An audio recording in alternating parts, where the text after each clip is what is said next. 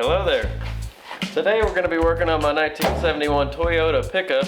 It is known as a Toyota Hilux, not those Tacomas like they got nowadays, but we are going to be getting this thing back on the road and hopefully getting it running and driving because it's been sitting for a very long time in my garage and just been kind of neglected. So without further ado, let's go back in time. Let's do a couple things to this thing, see if we can't get it out and enjoy it once again. So what we got is a 71 Toyota Hilux. It is a pretty rare little truck.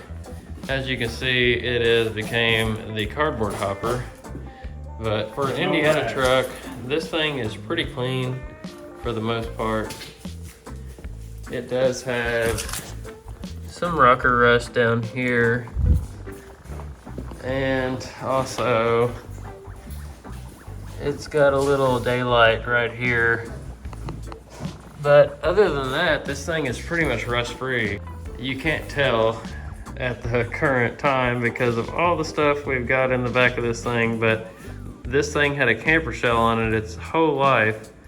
And basically, the bed floor is completely spotless. And by the end of this video, you will be able to see that because this will all be going to the recycler here before long. All right, Layla, you driving? That brake sticks too, so it can't even happen.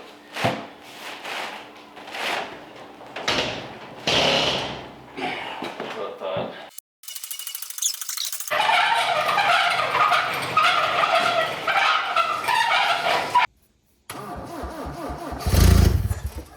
I'm trying.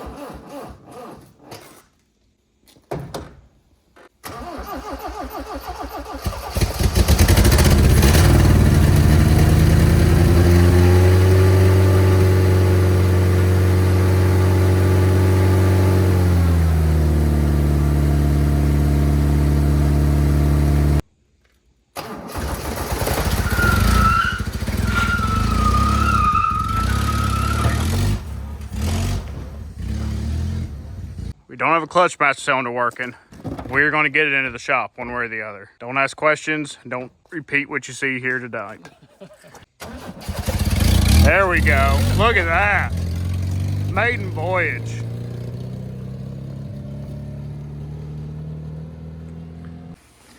So we got this thing all jacked up out here in the shop. The slave cylinder in here, he said it's leaking out of the boot. So I think what we're gonna do is opt to try to remove that. See if there's any way we can maybe put a O-ring in it or something. And then, oh man, watch the rust, watch the rust. We're trying to resell this thing potentially. But just hit the clutch so I can look around underneath here. Oh! Alright, so we've got our slave cylinder out of our truck. We're going to try to get our bleeder broke free. We're going to throw a little heat to it real quick. There does seem to be just a little bit of rust inside like your cylinder area here, but There's also supposed to be a boot there that is non-existent.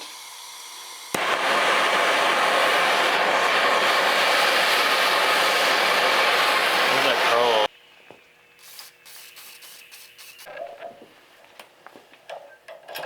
This is supposedly supposed to have a brand new clutch in it, but that doesn't mean anything with this. I thought she was going to start doing some more work. Yeah. He's just checking his phone. Sorry, try playing the pancake benefit or get people going to it. Charity work and all.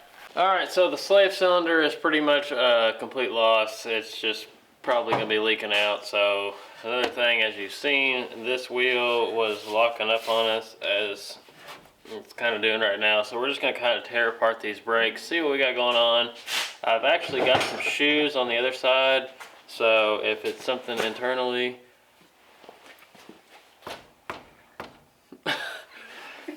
wrong or something, we can at least get that apart and kind of figure out what we need to do. This is the only one that seems to be acting up out of all of them, which is this four-wheel drum brake still.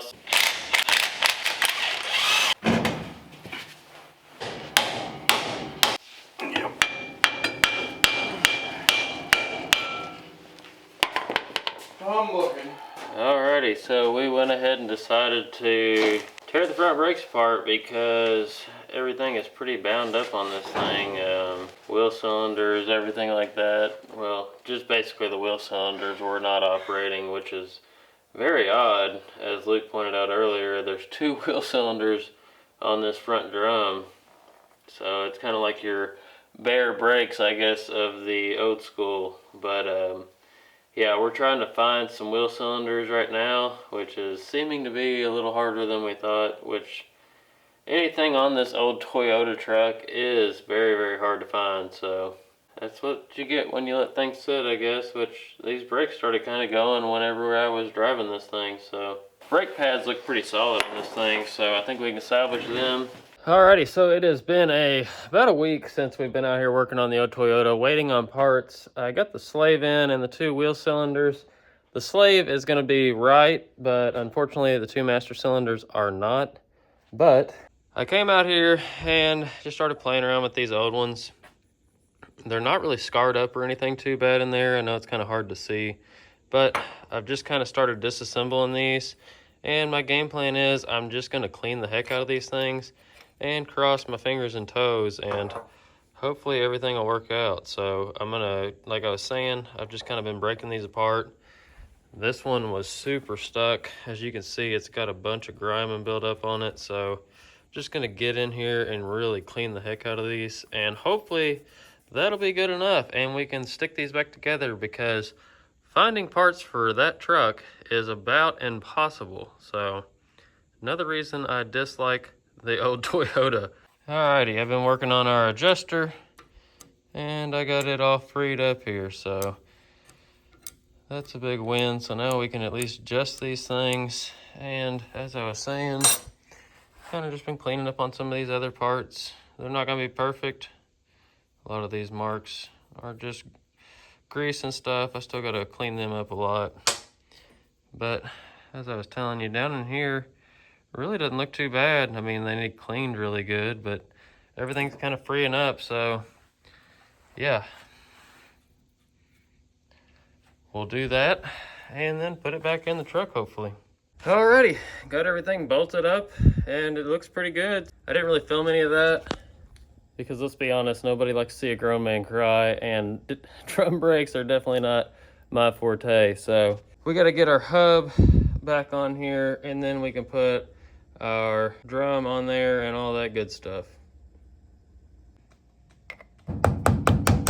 Alrighty, so it's been a couple days since I've been out here. Thanksgiving and all that good stuff hit, and a lot of unexpected overtime. So we're gonna get into doing this slave cylinder now, and hopefully by then we can get this thing off the jack stands, and fingers crossed we can get this thing on a little bit of a cruise here before long. So here's our new slave cylinder. There's the old one, obviously. They both appear to be roughly the same, everything. So fingers crossed. You've seen already that parts are not too easy to get for this thing. So I'm gonna slap this one on here real quick. Hopefully it works out. This old one, it was just stuck back in there, as you seen earlier in the video. We tried working on it, but with no success. So without further ado, let's slap this unit in. Alrighty, so that was kind of a pain to film any of that, but got the new slave in. Everything seemed to work and line up pretty good, so fingers crossed that's gonna be good to go now. I guess we need to bleed this thing. I'm not really familiar on all this stuff, so kind of learning as I go. You can see over there, my handy dandy beer can exhaust patches have finally let loose over here. So that down header is kind of rusted out down through there, so it needs replaced, but not my problem at the moment. All right, so Hillary, my wife, just came out here, helped me bleed the brakes on the Toyota. So got that, and also it feels like the slave master cylinder is doing pretty good.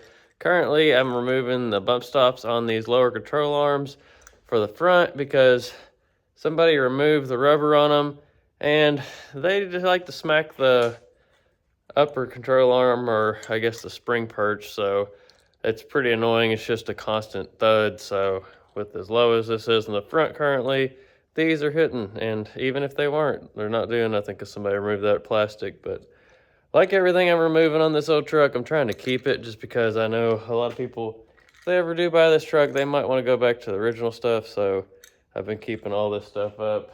Gonna try to get this other one off real quick on the driver's side, and then hopefully we can get this thing out for a little test drive.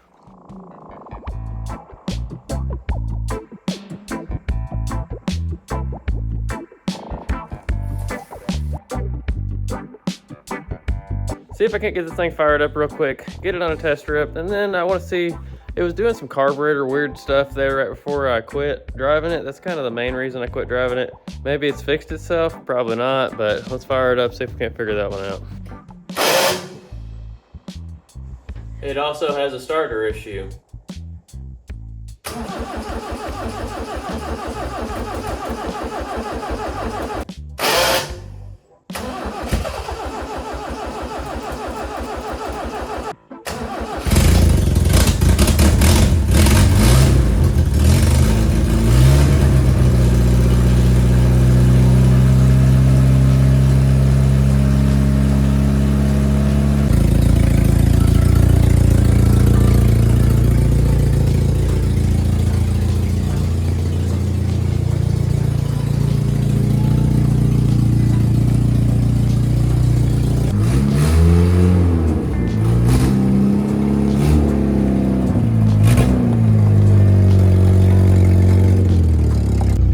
I've got Layla with me. We're going on a little test trip here. It's nighttime, as you've seen. That tail light is unfortunately out, so I'm gonna try to stay off the main roads if possible, because I did just get pulled over for a headlight out in my square body, so not really trying to do that 2 times in 1 month. So let's get around town a little bit without getting too friendly with the law office.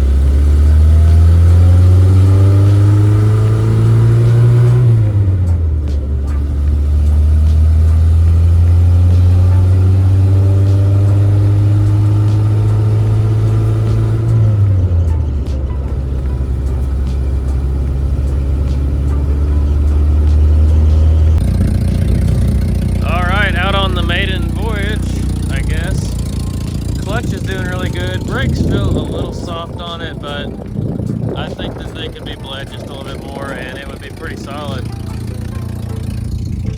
Kind of forget how fun this little truck is. Every time I drive it after I get it fixed up, I'm like, man, I'm not wanting to sell it now, but if somebody wants it, I'll make a pretty good deal. At least I think it is.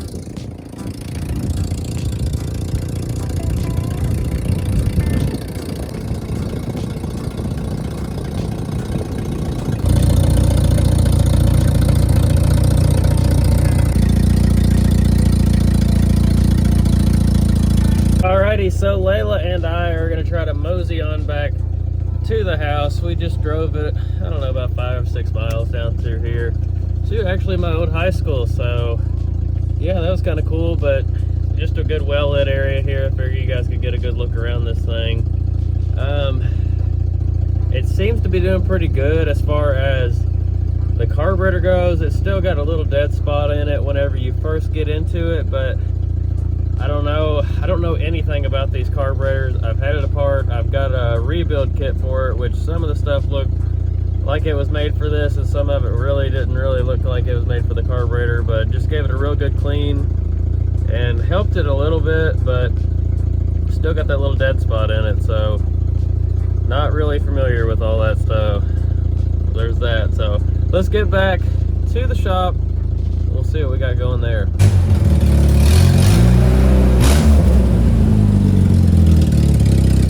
Alright, so made it back to the shop, pretty much no issues. I did notice it's steaming just a little bit, but I did just fill this thing up with coolant, so it could have been just a little bit of residual that I had, because the temperature gauge on the actual truck did not show hot, and it actually sweeps, so I'm saying that it's not hot. You can put your hand on the filler neck here and everything. It all feels pretty good. I'm just kind of going off the gauge, so feels pretty good, ran pretty good. Still has that little bit of that carb issue I was talking about where it kind of stumbles off idle. But if you kind of just ease into it, it seems to work its way through it, and then higher RPMs, it's fine. So that's something I could obviously look into if I decide to keep this truck, which that's what I need your help with. Would you like to see more of this truck on the channel? Every video I've done so far on this truck has not performed very well, so that's one of the things that I might get rid of this truck for.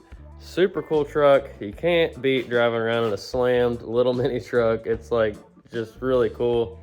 Almost feels like an old hot rod just because it's so bare bones, manual, just kind of cool, you know.